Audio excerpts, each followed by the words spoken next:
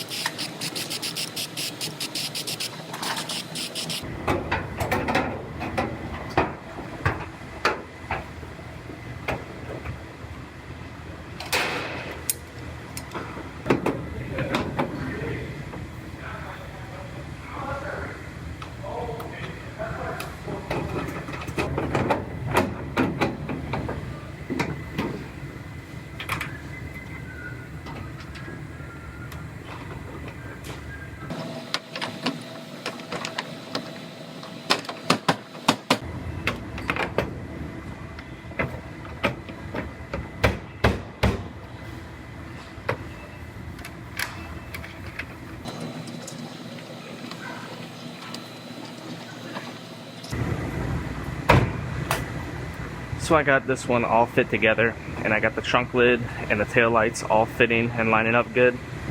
You can see the gaps are nice and consistent and even on both sides, and it's shutting and latching and sealing good. I actually just tied a piece of wire to the safety latch to get it to release, so it's easy to open and close during fitment. But this one is ready to weld together, so I'm going to pull the lights back out and I'm going to get this one all welded on.